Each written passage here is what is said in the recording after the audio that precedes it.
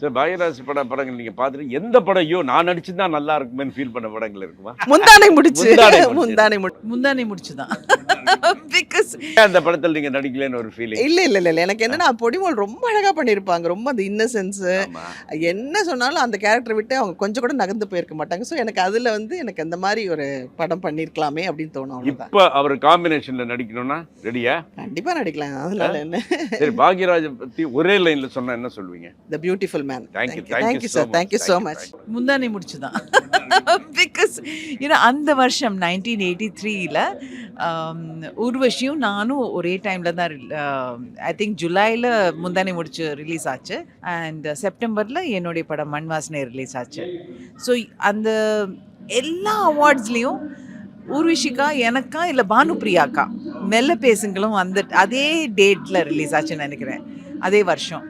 So எங்கள் 3 பேரில் யாராவது ஒருத்தர். ஸோ அப்போ I was thinking wow who is this.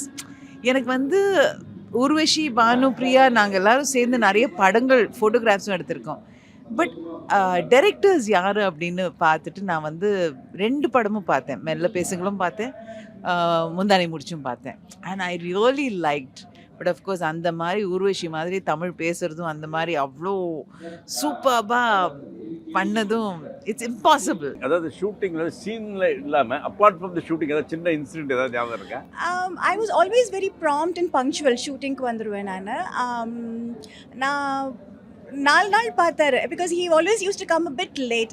And 4 நாள் பார்த்தாரு. அதுக்கப்புறம் கூப்பிட்டு சொல்லிட்டாருமா, நான் கிளம்பும் போது உங்களுக்கு சொல்லி அனுப்புகிறேன், நீங்கள் அப்புறமா கிளம்புனா போதும், நீங்கள் முன்னாடியே கிளம்ப வேண்டாம் அப்படின்னு சொல்லுவார். So fantastic experience.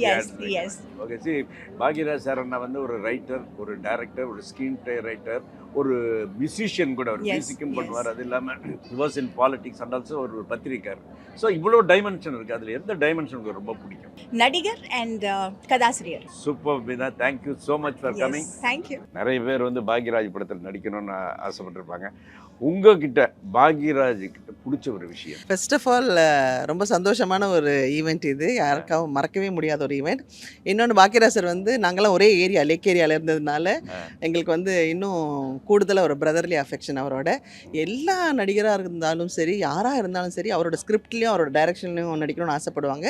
அது தப்பாது. ஏன்னா வேர்ல்டு வைடில் தி பெஸ்ட் ரைட்டர்னு பேர் வாங்கினவர் அவர்.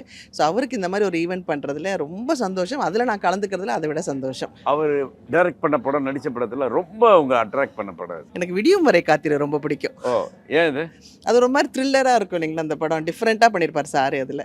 அப்புறம் அவருடைய வசனங்கள்லாம் தெரியும் இல்லையா? அவரோட வசனங்கள் நிறைய படங்கள், எந்த படத்துடைய வசனம் உங்களை டச் பண்ண மாதிரி இருக்கு? எனக்கு புதிய வரவுகள். புதிய எனக்கு நீங்கள் குங்குமத்தை கொடுத்தீங்கன்னா நான் இதயத்தை கொடுப்பேன்ற அந்த ஒரு டயலாக்லாம் மறக்கவே முடியாது.